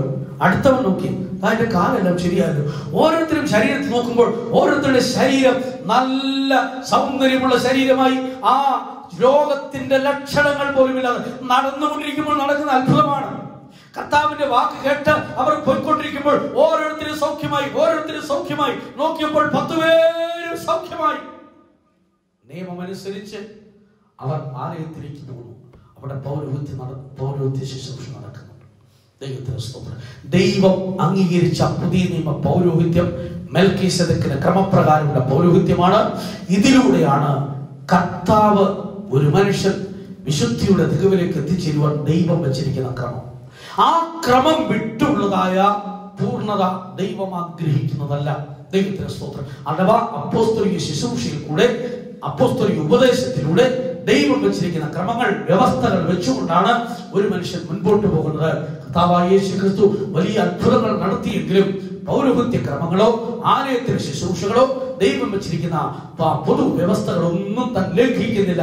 ഇത് ലംഘിച്ച് ഒരു മനുഷ്യന് വിശുദ്ധനായി തീരാൻ കഴിയില്ല. ഇത് ലംഘിച്ച് ഒരു മനുഷ്യന് കർത്താവിനോടുള്ള ഡയറക്റ്റ് കണക്ഷനിൽ കൂടെ സ്വർഗത്തിൽ പോകാനും സാധ്യമല്ല. ദൈവം തന്നെയാണ് പൗരോഹിത്യങ്ങൾ വെച്ചിരിക്കുന്നത്, ദൈവം തന്നെയാണ് ശുശ്രൂഷകൾ വെച്ചിരിക്കുന്നത്, ദൈവം തന്നെയാണ് ആത്മീയ ക്രമങ്ങൾ വെച്ചിരിക്കുന്നത്. ഇതെല്ലാം ഒരു മനുഷ്യൻ പാലിച്ച് ആ ഒളിങ്കിൽ കൂടെ മാത്രം മുൻപോട്ട് പോയെങ്കിൽ മാത്രമേ ദൈവിക അംഗീകരണം അവന് ലഭിക്കൂ എന്നുള്ളത് കർത്താവായ യേശുക്രിസ്തുവിന്റെ വാക്കിൽ കൂടെ നമുക്ക് മനസ്സിലാക്കാൻ കഴിയുന്ന സത്യമാണ്. ദൈവത്തിന്റെ സ്തോത്രം. എന്നാൽ നാം വായിച്ച വേദഭാഗത്തിന്റെ ആ പ്രധാനപ്പെട്ട പോയിന്റിലേക്ക് നാം വരുമ്പോൾ, ഈ പുരോഹിതന്മാരുടെ അടുക്കൽ പോയി പ്രമാണം അനുസരിച്ചൊക്കെ അവർ ചെയ്തു. അങ്ങനെ പുരോഹിതർ അവരെ 10 പേരെയും ഒറ്റയടിക്ക് വിധിച്ചു. 10 പേരും ശുദ്ധീകരിക്കപ്പെട്ടു. ഇനി നിങ്ങൾ പാളയത്തിന്റെ പുറത്തേക്ക് പോകണ്ട. ഓരോരുത്തരോടും പുരോഹിതൻ പറഞ്ഞു, ഇനി നിങ്ങളുടെ ഭവനത്തിൽ പോയി നിങ്ങൾക്ക് ഇഷ്ടം പോലെ ജീവിക്കാം. കർത്താവ് നിങ്ങളെ വിളിച്ചിരിക്കുകയാണ്. കർത്താവ് നിങ്ങൾക്ക് വേണ്ടി അത്ഭുതം പ്രവർത്തിക്കുകയാണ്. നാളുകൾ ഭവനത്തിൽ തള്ളപ്പെട്ടവർ ആദ്യമായി ഭവനത്തിലേക്ക് പോയി. ഭവനത്തിലുള്ളവരെല്ലാം ശ്രദ്ധിച്ചു നോക്കിയപ്പോൾ പോയതുപോലെയല്ല വന്നത്. കുഷ്ഠരോഗികളായി പാളയത്തിനപ്പുറത്ത് ഇതാ വേദനപ്പെടുന്ന അവസ്ഥയിലേക്ക് പോയ മനുഷ്യരൊക്കെ തങ്ങളുടെ ഭവനങ്ങളിലേക്ക് വന്നപ്പോൾ കുഞ്ഞുങ്ങൾക്ക് വലിയ സന്തോഷം, ഭാര്യയ്ക്ക് വലിയ സന്തോഷം, മാതാപിതാക്കൾക്ക് വലിയ സന്തോഷം, വലിയ ഉത്സവം ആചരിക്കുന്നത് പോലെ ആ കുടുംബത്തിൽ വലിയ സന്തോഷം നടക്കുകയാണ്. കാരണം നാളുകളായി അതേ പ്രിയപ്പെട്ടവന്റെ അസാധ്യ നിമിത്തം അഥവാ ആ പ്രിയപ്പെട്ടവൻ അവിടെ ഇല്ലാത്ത നിമിത്തം ദുഃഖിച്ച കുഞ്ഞുങ്ങളുണ്ട്, ഭാര്യയുണ്ട്, മാതാപിതാക്കളുണ്ട്. എന്നാൽ ആ ദുഃഖമെല്ലാം മാറ്റിക്കൊണ്ട് അവനിതാ സ്വന്തം ഭവനത്തിലേക്ക് തിരിച്ചു വരികയാണ്, സ്വന്തം പട്ടണത്തിലേക്ക് തിരിച്ചു വരികയാണ്, സ്വന്തം ജനങ്ങളുടെ അടുക്കലേക്ക് തിരിച്ചു വരികയാണ്. സന്തോഷം വർണ്ണിച്ചുകൂടാത്ത സന്തോഷം, വലിയ ഉത്സവം അവിടെ ആചരിക്കുകയാണ്. എന്നാൽ സ്തോത്രം, ആ സന്തോഷം എല്ലാം അവർ അനുഭവിച്ചു കൊണ്ടിരിക്കുമ്പോൾ അതിലൊരു മനുഷ്യൻ, അവനൊരു ശമരിയക്കാരനായിരുന്നു. അവൻ എന്നെ സൗഖ്യമാക്കിയ ഒരുവൻ, എന്നേക്ക് ഈ അവസ്ഥ തന്ന ഒരുവൻ, അഥവാ നാളുകളായി എന്റെ ദുഃഖത്തെ മാറ്റിയ ഒരുവൻ അവിടെയുണ്ട്. അവനെ ശിലുവിലേക്ക് പൊയ്ക്കൊണ്ടിരിക്കുകയാണ്. ഞാൻ ഓടിച്ചെന്ന് എന്നെ സൗഖ്യമാക്കിയ കർത്താവിനെ ഞാൻ വിടുകയില്ല എന്ന് പറഞ്ഞുകൊണ്ട് അവൻ ഓടി വന്നു. ആനന്ദ കണ്ണുനീരോടുകൂടെ വന്ന് അവൻ കാൽക്കൽ വീഴുകയാണ്. കാൽക്കൽ വീണ് നമസ്കരിക്കുകയാണ്. അവൻ കവിണ്ണു വീണു. ഈ സമയത്ത് യേശു നോക്കിയപ്പോൾ ഇതാ മറ്റുള്ളവരിൽ നിന്ന് വ്യത്യസ്തനായ ഒരുവൻ വരികയാണ്. ശ്രദ്ധിക്കുക, അവർ 10 പേരിൽ ഒരാൾ ഒരു ശമരിയനായിരുന്നു, ഒരു പുറജാതിക്കാരനായിരുന്നു. ബാക്കി 9 പേരും യഹൂദന്മാരുടെ ലിസ്റ്റിൽപ്പെട്ടവരായിരുന്നു. യഹൂദ ഗണത്തിൽ പാരമ്പര്യമുള്ള മനുഷ്യരായിരുന്നു. അവർക്ക് കിട്ടിയ സൗഖ്യത്തോട്, അവർക്ക് കിട്ടിയ വിടുതലോടുകൂടി അവർ തങ്ങളുടെ ഭവനത്തിൽ പോയി ആനന്ദമായി കഴിയുമ്പോൾ വിടുവിച്ചവനെ മറക്കാതെ ഒരുവൻ ഓടി വന്നു. ദൈവത്തിന് സ്തുതി. യേശു ചോദിക്കുന്നു, 9 പേർ എവിടെ? 10 പേരെ ഞാൻ സൗഖ്യമാക്കിയല്ലോ. ഇവർ ജാഥയായിട്ട് മുമ്പോട്ട് വന്നപ്പോൾ അകലെ നിന്നെ കർത്താവിനറിയാം ഇവര് 10 പേരുണ്ടെന്ന്. നമ്മൾ വിചാരിക്കും എല്ലാ കണക്കൊന്നും കർത്താവിന് അറിയത്തില്ല. 10,000 കൂടി വന്നിരുന്നാലും അതിലെ ഓരോ വ്യക്തികളുടെ അഡ്രസ് സഹിതം അറിയാവുന്നവരാണ് നമ്മുടെ കർത്താവ്. കർത്താവ് ആർക്കൊക്കെ എന്തൊക്കെ നന്മ ചെയ്തിട്ടുണ്ടെന്ന് കർത്താവിന് അറിയാം. കർത്താവ് ആർക്കൊക്കെ എന്തൊക്കെ ഉപകാരങ്ങൾ ചെയ്തിട്ടുണ്ടെന്ന് കർത്താവിന് അറിയാം. നീ കർത്താവിനെ വിട്ടുപോകുമ്പോൾ കർത്താവിന് അറിയാം നിനക്ക് എത്ര എണ്ണിയാൽ തീരാത്ത നന്മകൾ ചെയ്യുന്നു. ഒരുവൻ മാത്രം തിരിച്ചു വന്ന് കർത്താവിന്റെ പാദപീഠത്തിൽ കവിണ്ണു വീണുമ്പോൾ യേശു ചോദിക്കുന്നു, ഞാൻ നിന്നെ മാത്രമല്ലല്ലോ സൗഖ്യമാക്കിയത്, നിന്നെ പോലെ മറ്റു 9 പേരെ ഞാൻ സൗഖ്യമാക്കിയല്ലോ. അവരുടെ അവസ്ഥകൾക്കെല്ലാം ഞാൻ ഭേദം വരുത്തിയല്ലോ. അവരുടെ കുടുംബത്തിന്റെ ദുഃഖമെല്ലാം മാറിയല്ലോ. അവരുടെ പ്രശ്നങ്ങളൊക്കെ പരിഹരിക്കപ്പെട്ടല്ലോ. അവരുടെ ജീവിതത്തിൽ നന്മകൾ ചെയ്തല്ലോ. അവരെവിടെ? കർത്താവ് ചോദിക്കും. പാദപീഠത്തിൽ നിന്നെ കണ്ടില്ലെങ്കിൽ, നീ ആയിരിക്കേണ്ട സ്ഥാനത്ത് നിന്നെ കണ്ടില്ലെങ്കിൽ കർത്താവ് ചോദിക്കും, നീ എവിടെയാണ് നീ? ഇപ്പോൾ മനസ്സിലാക്കുന്നത്, ഞാൻ നിന്നെ സൗഖ്യമാക്കിയത് കൊണ്ടല്ലേ നിന്റെ വഴിക്ക് നീ പോയത്. ഞാൻ നിനക്ക് ഉപകാരം ചെയ്തിട്ടല്ലേ നിന്റെ വഴിക്ക് നീ പോയത്. ഈ നാളുകളിൽ ചിന്തിക്കണം, കർത്താവ് നിനക്ക് ചെയ്ത ഓരോ നന്മകളും വലുതാണ്. എത്ര നന്മകൾ, എത്ര ആക്സിഡന്റിൽ നിന്ന് കർത്താവ് നിന്നെ വിടുവിച്ചു. എത്ര മാരക രോഗം നിന്നെ തകർത്ത് കളയാമായിരുന്നു. നിന്റെ കുടുംബത്തിൽ നേരിടാമായിരുന്നു എത്ര പ്രശ്നങ്ങൾ ഉണ്ടായിരുന്നു. എത്ര വേദനകൾ നിന്റെ നേർക്ക് വന്നു. അവിടുന്നൊക്കെ ഞാൻ നിന്നെ വിടുവിച്ച വിധങ്ങൾ നീ മറന്നുപോയി, പക്ഷേ ഞാൻ മറന്നിട്ടില്ല. യേശു പറയുകയാണ്, നീ മറന്നിട്ടുണ്ടോ? യേശുവിനെ നീ മറന്നിട്ടുണ്ടോ?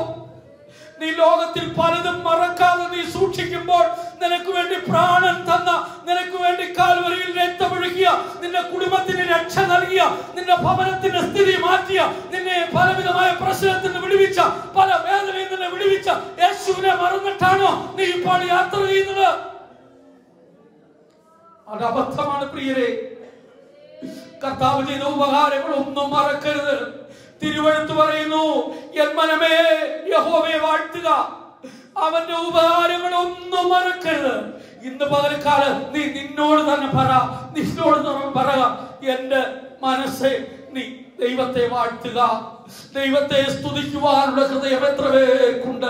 ദൈവം ചെയ്ത നന്മകളെ ഓർത്താൽ, ദൈവം ചെയ്ത ഉപകാരങ്ങളെ ഓർത്താൽ എത്ര സ്തുതിച്ചാലും എത്രയധികം ദൈവത്തെ മഹത്വപ്പെടുത്തിയാലും തീരുകയില്ല പ്രിയരെ. എണ്ണിയാൽ തീരാത്ത നന്മകൾ പാടാറില്ലേ?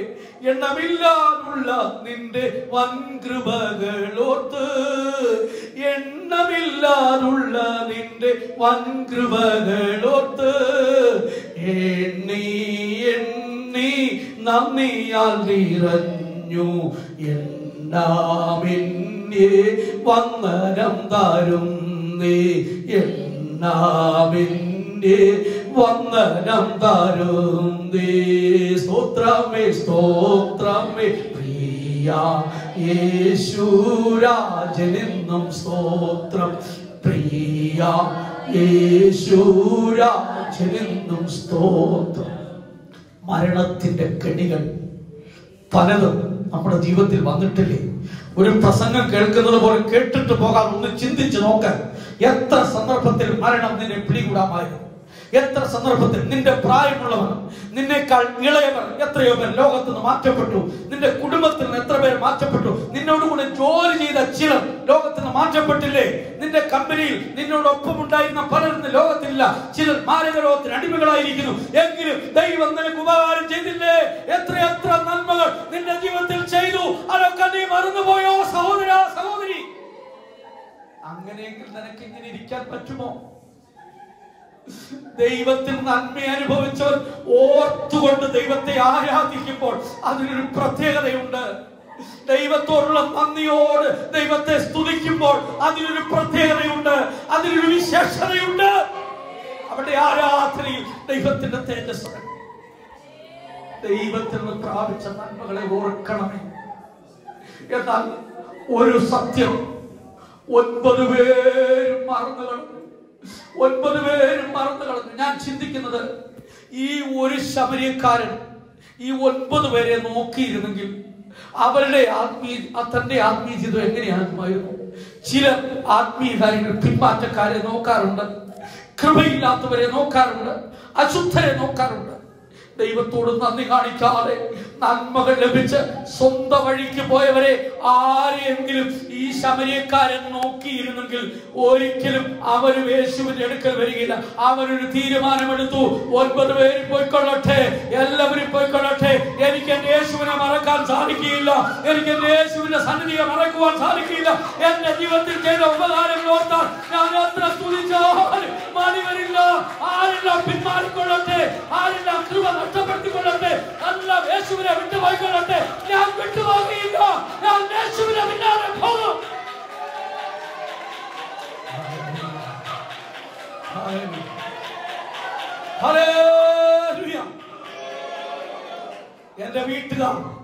എന്റെ വീട്ടുകാർ യേശുവിനെ വിട്ടുപോയിക്കൊള്ളട്ടെ, എന്റെ ചാച്ചക്കാർ കർത്താവിനെ മറന്നുപോയിക്കൊള്ളട്ടെ. ഞാൻ ഒറ്റയ്ക്കായിരുന്നാലും എന്റെ കർത്താവിനെ പിൻപറ്റും, എന്റെ കർത്താവിനെ ഞാൻ വിടുകയില്ല, എന്റെ കർത്താവിന്റെ അടുക്കലേക്ക് ഞാൻ പോകും. അവനിതാ ഓടി വരികയാണ്. ഞാൻ ചിന്തിക്കുന്നത്, മറ്റ് യഹൂദന്മാരുടെ ഭവനങ്ങളിലൊക്കെ ചെന്നപ്പോൾ അവരെ സ്വീകരിച്ചു. ആ സ്വീകരണത്തിൽ, അവരുടെ സ്നേഹത്തിൽ അവൻ മയങ്ങിപ്പോയപ്പോൾ ഈ ശമരിയക്കാരന് ഒരു വീടുണ്ടായിരുന്നു. അവനെ കാത്തിരുന്ന കുഞ്ഞുങ്ങളോ ഭാര്യയോ കുടുംബാംഗങ്ങളോ ഉണ്ടായിരുന്നു. എങ്കിലും അവരുടെ അടുക്കൽ നിന്ന്, അതിൽ നിന്ന് അവർ ഓടി യേശുവിന്റെ അടുക്കൽ വരുന്നു. കാരണം എന്തെന്നറിയാമോ? അവരിൽ നിന്ന് അനുഭവിച്ചതിനേക്കാൾ വലിയ കാര്യങ്ങൾ യേശുവിൽ നിന്ന് അവൻ അനുഭവിച്ചു. സ്തോത്രം. നമ്മുടെ എല്ലാവരിൽ നിന്ന് അനുഭവിക്കുന്നതിനേക്കാൾ വലിയ കാര്യങ്ങൾ കർത്താവിന്റെ പാദപീഠത്തിൽ നിന്ന് നമുക്ക് അനുഭവിക്കാൻ സാധിക്കും. അവരിതാ ഓടി വന്ന് കവിട്ട് വിടുകയാണ്. ആ രംഗം ഒന്ന് ശ്രദ്ധിച്ചാട്ടെ. എല്ലാം കർത്താവ് ചോദിക്കുന്നു, 10 പേർ ശുദ്ധരായില്ലേ? ധാരാളം പേർ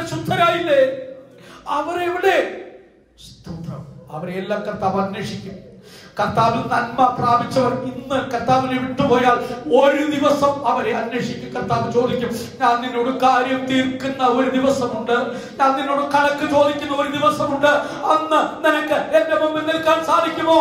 കർത്താവിൽ നന്മകൾ ധാരാളം വാങ്ങിച്ച് അനുഭവിച്ച് വാങ്ങിച്ചു കൂട്ടിയിട്ട് നിന്റെ യാത്ര എങ്ങോട്ടാണ്? നിന്റെ പ്രവർത്തനങ്ങൾ എങ്ങോട്ടാണ്? ഇന്ന് കർത്താവ് അത് ശ്രദ്ധിച്ചില്ലെങ്കിൽ ഒരു ദിവസം കർത്താവിന്റെ അടുക്കൽ നിന്നെ കൂട്ടിവരുത്തും. നിന്നോട് ചോദിക്കും, മരിച്ചവരെ ആഭാരവൃത്തം അവന്റെ സന്നിധി നിർത്തുന്ന ഒരു സമയമുണ്ട്. അന്നൊരു സിംഹാസനം അവിടെ പ്രത്യക്ഷപ്പെടും, പുസ്തകങ്ങളെല്ലാം തുറക്കപ്പെടും, ആർക്കും രക്ഷപ്പെടാൻ കഴിയില്ല. സ്തോത്രം. ഈ ശമരിയക്കാരൻ, സ്തോത്രം, അവനൊരു പുറജാതിക്കാരനാണ്. അവൻ ചിലപ്പോൾ അവന് വേണമെങ്കിൽ ആ യഹൂദനേക്കാൾ പെട്ടെന്ന് കർത്താവിനെ വിട്ടുപോകാൻ സാധ്യതയുള്ളവരൊരു പുറജാതിക്കാരനാണ്. അവൻ യോഗ്യനല്ല. എങ്കിലും കർത്താവിൽ കിട്ടിയത് ഓർത്ത് അവനിതാ ഈ യേശുവിന്റെ അടുക്കിലേക്ക് വരുന്നു. യേശുവിനെ ഒരു ശമരിയക്കാരന് തുല്യമായി ചിത്രീകരിക്കുന്നതായിട്ട് തിരുവെഴുത്തം കാണുന്നു. ഒരു നല്ല ശമരിയക്കാരൻ, പൗരോഹിത്യ കുടുംബം, പുരോഹിതന്മാർ, ലേവ്യരൊക്കെ ആ വഴിയാത്രയിൽ അപകടത്തിൽപ്പെട്ട കള്ളന്മാരുടെ കയ്യിൽ അകപ്പെട്ട് അതേ അർത്ഥനഗ്നനായി അതേ പ്രാണൻ പോകത്തക്ക നിലയിൽ അവശനായി കിടക്കുമ്പോൾ അവനെ വന്ന് സഹായിച്ച ഒരു നല്ല ശമരിയക്കാരനുണ്ട്. ആ ശമരിയക്കാരന്റെ അടുക്കലേക്ക് ഈ ശമരിയക്കാരൻ വന്ന് ചേരുകയാണ്. സ്തോത്രം. നമുക്കൊരു നല്ല ശമരിയക്കാരനുണ്ട്. അത് നമ്മുടെ വീണ്ടെടുപ്പുകാരനായ കർത്താവായ യേശു ക്രിസ്തുവാണ്.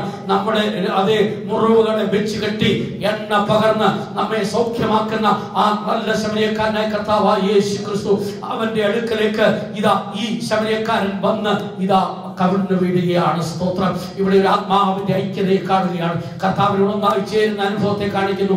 രണ്ടാമത്, സ്തോത്രം, അവൻ കുമ്പിട്ട് നമസ്കരിക്കുകയാണ്. അവൻ കുമ്പിട്ട് നമസ്കരിക്കാൻ ആരെങ്കിലും അവനോട് പറഞ്ഞോ? ആരെങ്കിലും പറഞ്ഞു? സ്തോത്രം. ആരും പറഞ്ഞില്ല. നന്മ ഓർത്തവൻ ആരാധിക്കുന്നത് കാണുമ്പോൾ അറിയാം. ദൈവത്തിന്റെ നന്മകളെ ഓർത്തവൻ ആലയത്തിൽ വരുന്നത് കാണുമ്പോൾ അറിയാം. അവന്റെ പ്രാർത്ഥനാ ശബ്ദം കേൾക്കുമ്പോൾ അറിയാം. അവന്റെ ജീവിതം കാണുമ്പോൾ അറിയാം. ദൈവത്തിന്റെ ഉപകാരങ്ങളെ മറക്കാത്തവന്റെ ലക്ഷണങ്ങൾ കാണുമ്പോൾ അറിയാം. അവൻ സാധാരണ മനുഷ്യനല്ല. ദൈവത്തെ മറക്കുന്നവരെ ഓർത്തുകൊള്ളുവീൻ, അല്ലെങ്കിൽ ഞാൻ നിങ്ങളെ കീറിക്കളയും, വിടുവിപ്പാൻ ആരുമില്ല എന്ന് തിരുവെഴുത്ത് പറയുമ്പോൾ നന്മകളെ മറക്കാതെ ദൈവത്തെ ആരാധിക്കുന്നവർ തുടർന്ന് അനുഗ്രഹിക്കപ്പെട്ടവനായി തീരും. ഞാൻ വിശ്വസിക്കുന്നു. അവൻ കവിണ്ണു വീണ് കുമ്പിട്ട് നമസ്കരിക്കുമ്പോൾ യേശു അവനെ പിടിച്ചെഴുന്നേൽപ്പിച്ച് മാറോടണച്ച് തന്റെ സ്നേഹത്തെ വീണ്ടും ഇവനെ പകർന്നു കൊടുത്തതാണ്. യഹൂദൻ യേശുവിനെ തള്ളിക്കളഞ്ഞപ്പോൾ യേശുവിന്റെ ഉപകാരങ്ങൾ ഓർത്ത് ഓടി വന്ന് നമസ്കരിച്ച ഇവനെ ചേർത്തണച്ചുകൊണ്ട് ഇവൻ എന്റെ സ്വന്തമെന്ന് കർത്താവ് പറഞ്ഞതാണ്. തുടർന്ന് ഞാൻ ചിന്തിക്കുന്നത്, ഈ കുഷ്ഠരോഗി കർത്താവിനെ പിൻപറ്റി അനുഗമിച്ചു. സ്തോത്രം. എങ്ങനെ അനുഗമിച്ചു? പൂർണ്ണതയോടെ അനുഗമിച്ചു, സ്വയമേ അനുഗമിച്ചു, നിശ്ചയമായി. സ്തോത്രം. തുടർന്ന് അവൻ നിത്യജീവന്റെ അവകാശിയായി തീർന്നു. ദൈവത്തിന് സ്തോത്രം. ആകയാൽ നമ്മുടെ ജീവിതത്തിൽ കർത്താവ് ചെയ്യുന്ന ഓരോ അനുഗ്രഹങ്ങളും ഓരോ വിടുതലും ആ വിടുതൽ കൊണ്ട് തീരുന്നതല്ല എന്ന് മറന്നു പോകരുത്. സ്തോത്രം. നാം കർത്താവിന്റെ അടുക്കിലേക്ക് വരുവാൻ വേണ്ടിയാണ് ഞാൻ ചിന്തിക്കുന്നത്. വീണ്ടും വിശ്വസിക്കുന്നു. സ്തോത്രം. പുരോഹിതന്റെ അടുക്കൽ ചെന്നപ്പോൾ പുരോഹിതൻ ചോദിച്ചു, നിങ്ങൾക്ക് എങ്ങനെ സൗഖ്യമുണ്ടായി? ഇവർ 10 പേരും പറഞ്ഞു കാണും, ഞങ്ങൾക്ക് സൗഖ്യം കിട്ടാൻ ഇങ്ങനൊരു കാരണമുണ്ടായി. നസറേയനായ യേശു ഞങ്ങളിതിനെ നിരാശപ്പെട്ട് യാത്ര ചെയ്യുമ്പോൾ യെരൂശലേമിലേക്ക് പോകുന്നതായി ഞങ്ങൾ കണ്ടു. അങ്ങനെ ആ യാത്രയിൽ ഞങ്ങൾ നിലവിളിച്ചപ്പോൾ കർത്താവ് ദൂരത്തുനിന്ന് പറഞ്ഞു, പുരോഹിതന്റെ അടുക്കൽ നിങ്ങൾ ചെല്ലുക, നിങ്ങൾ പുരോഹിതന്റെ അടുക്കൽ ചെന്ന് നിങ്ങളെ കാണിക്കുക. ഇത് കേട്ടപ്പോൾ പുരോഹിതൻ അതിശയിച്ചു. ഈ പൗരോഹിത്യത്തെ സ്നേഹിക്കുന്ന യേശു, സ്തോത്രം, പുരോഹിതനെ വിധിച്ചതിന് ശേഷം, സ്തോത്രം, അതെ, ഞാൻ നിങ്ങളെ ശുദ്ധീകരിച്ചത് മാത്രമേ ഉള്ളൂ, പക്ഷെ നിങ്ങളെ സൗഖ്യമാക്കിയത് യേശുവാണ് എന്നൊരു അഡ്വൈസ് ഈ പുരോഹിതൻ കൊടുത്തതാണ്. പൗരോഹിത്യ ശുശ്രൂഷ എന്ന് പറയുന്നത് യേശുവിലേക്ക് നടത്തുന്നതാണ്. സ്തോത്രം. വ്യക്തികളെ തങ്ങളിലേക്ക് അടുപ്പിക്കുന്നതല്ല, വ്യക്തികളെ ലോകത്തിൽ വലിയവരാക്കി മാറ്റുന്നതല്ല. നിങ്ങൾ പോയി ഇഷ്ടം പോലെ ജീവിച്ചുകൊള്ളുവീൻ എന്നല്ല ആ പുരോഹിതൻ പറഞ്ഞത്. എങ്കിലും സ്തോത്രം, ഉപകാരങ്ങളെ മറന്നുകൊണ്ട് ചിലർ തങ്ങളുടെ ഭവനങ്ങളിലേക്ക് പോയപ്പോൾ അത് കേട്ട ഒരാളുണ്ടായിരുന്നു. എന്താണ് സത്യം? 10 പേർ ഉണ്ടെങ്കിൽ 9 പേർ ചിലപ്പോൾ കേട്ടെന്ന് വരില്ല. പക്ഷെ ആ ഒരാൾക്ക് വേണ്ടിയാണ് ദൈവശബ്ദം. ദൈവത്തിന് സ്തോത്രം. 9 പേര് കേട്ടില്ല എന്ന് പറഞ്ഞുകൊണ്ട് ഭൂരിപക്ഷത്തിന്റെ കൂടെ നിൽക്കുന്നവനല്ല നമ്മുടെ കർത്താവ്. അനുസരിക്കുന്ന ഒരുവന്റെ കൂടെയാണ് കർത്താവ് നിൽക്കുന്നത്. സ്വീകരിക്കുന്ന ഒരുവന്റെ കൂടെയാണ് നിൽക്കുന്നത്. ആ ഒരുവനായി കാണപ്പെടുവാൻ എത്ര പേര് ആഗ്രഹിക്കുന്നു? സമൂഹത്തിൽ അതെ, നീ ചിലപ്പോൾ ദൈവ പ്രമാണം സ്വീകരിക്കുന്നവരിൽ ഒരുവനായിരിക്കാം. നിനക്ക് ഭൂരിപക്ഷം കാണുകയില്ല. ആ ഒരുവന്റെ ഗണത്തിൽ ഞാനും കാണപ്പെടണമെന്ന് ആഗ്രഹിക്കുന്നവർ എത്ര പേരുണ്ട്? അവർക്ക് മാത്രമേ വിരുദ് പ്രാപിക്കാൻ കഴിയുള്ളൂ. ഓട്ടക്കളത്തിൽ ഓടുന്നവർ അനേകരെങ്കിലും വിരുദ് പ്രാപിക്കുന്ന ഒരുവൻ മാത്രം ആ കർത്താവിന്റെ പാദപീഠത്തിൽ ജീവിതത്തെ സമർപ്പിക്കുവാൻ എത്ര പേര് ആഗ്രഹിക്കുന്നു? നമ്മുടെ ജീവിതത്തിൽ ദൈവം പ്രസാദിക്കട്ടെ. നമ്മുടെ ജീവിതത്തെ ദൈവം ശ്രേഷ്ഠമാക്കി തീർക്കട്ടെ. വലിയവനായ കർത്താവിന്റെ സാന്നിധ്യം ഇന്ന് പകൽക്കാലം ഇവിടെ ഉണ്ട്. ഹല്ലേലൂയ. കർത്താവിനെ മറക്കരുത്. കർത്താവിനെ കഴിഞ്ഞ നാളുകളിൽ മറന്നു പോയിട്ടുണ്ടെങ്കിൽ കർത്താവിനോട് പറയാം, കർത്താവേ, അങ്ങയെ പലപ്പോഴും മറന്ന് ഞാൻ ജീവിച്ചിട്ടുണ്ട്. എന്റെ പ്രവർത്തനങ്ങൾ അങ്ങനെ ആയി തീർന്നിട്ടുണ്ട്. ഈ വർഷാവസാനത്തിൽ ഞാൻ ഒരു തീരുമാനമെടുക്കുന്നു. ദൈവ ശബ്ദത്തിനായി ഞാൻ എന്നെ സമർപ്പിക്കുന്നു. കർത്താവിന് പൂർണ്ണമായി കീഴ്പ്പെടുവാൻ, കർത്താവിന് പൂർണ്ണമായും അനുസരിക്കുവാൻ, കർത്താവിന്റെ ശബ്ദത്തെ പൂർണ്ണമായി ഏറ്റെടുക്കുവാൻ ഞാൻ എന്നെ സമർപ്പിക്കുന്നു. എന്റെ ജീവിതത്തെ വിജയമാക്കി മാറ്റുവാൻ കർത്താവിന് മാത്രമേ കഴിയുള്ളൂ. എന്നെ സൗഖ്യമാക്കുവാൻ കർത്താവിന് കഴിയും. എന്നെ വിടുവിക്കുവാൻ കർത്താവിന് കഴിയും. എന്നെ നിത്യജീവന് വേണ്ടി ഒരുക്കുവാൻ കർത്താവിന് കഴിയും. ആ കർത്താവിന്റെ പാദപീഠത്തിൽ ഇതാ ഞാൻ സമർപ്പിക്കുന്നു. അകലിൽ നിന്ന് സൗഖ്യം പ്രാപിച്ചവൻ, അകലിൽ നിന്ന് സൗഖ്യം പ്രാപിച്ചവൻ ഓടി അടുക്കൽ വന്ന് പാദപീഠത്തിൽ വീഴുന്ന രംഗമെന്ന് പറയുന്നത്, നീ ദൂരെ നിന്നപ്പോൾ ദൈവം നിനക്ക് വിടുതൽ തന്നു. നീ ദൂരത്ത് നിന്നപ്പോൾ നിനക്ക് സൗഖ്യം തന്നു. നീ ദൂരെ നിന്നപ്പോൾ നിന്റെ കുടുംബത്തെ സഹായിച്ചു. എന്തിനു വേണ്ടിയാണ്? ഇനി നീ ദൂരെ നിൽക്കുവാൻ വേണ്ടിയല്ല, ഓടി വന്ന് പാദപീഠത്തിൽ വീഴുവാൻ വേണ്ടിയാണ്. ഓടി വന്ന് കർത്താവിന്റെ കരങ്ങളിൽ സമർപ്പിക്കുവാൻ വേണ്ടിയാണ്. അങ്ങനെയുള്ളവരെ കർത്താവ് ഏറ്റെടുത്ത് ജയത്തോടെ നടത്താൻ പോവുകയാണ്. ദൈവമക്കളുടെ പ്രത്യാശ വർദ്ധിക്കുന്ന നാളുകൾ ഏറ്റവും ആസന്നമായിരിക്കുകയാണ്. കഴിഞ്ഞ നാളുകൾ നിന്നെ സഹായിച്ച ദൈവം, നിന്നെ വിടുവിച്ച ദൈവം, നിന്റെ കുടുംബത്തിന് ആവശ്യമായി തന്ന ദൈവം, സ്തോത്രം, നിന്നെ ഇനി ജയത്തോടെ നടത്തി തന്റെ രാജ്യത്തിന് വേണ്ടി ഒരുക്കാൻ പോവുകയാണ്. ആ കർത്താവിനോട് അടുത്ത് ചെല്ലാം. ആ കർത്താവിന്റെ കരങ്ങളിൽ സമർപ്പിക്കപ്പെട്ടവരായി തീരാം. കർത്താവിന്റെ കരങ്ങളിൽ പൂർണ്ണമായിട്ട് ഏൽപ്പിച്ചു കൊടുക്കാം. ആ യേശുവിനോട് ചേർന്ന് നമുക്ക് ജീവിക്കാം. ദൈവ കരങ്ങൾ നമ്മെ സമർപ്പിച്ചു കൊടുക്കാം. പ്രിയരെ, ഹല്ലേലൂയ, ഹല്ലേലൂയ. നമ്മെ സഹായിക്കുന്നവൻ, നമ്മെ അനുഗ്രഹിക്കുന്നവൻ, നമ്മെ ജയത്തോടെ നടത്തുന്നവൻ ഇന്ന് പകൽക്കാലം നമ്മുടെ മധ്യത്തിൽ കടന്നു വന്നിട്ടുണ്ട്. ആ സ്വർഗീയമായ പ്രത്യാശയോടുകൂടെ നമുക്ക് ജീവിക്കാം. ദൈവം നമ്മെ സഹായിക്കുമാറാകട്ടെ.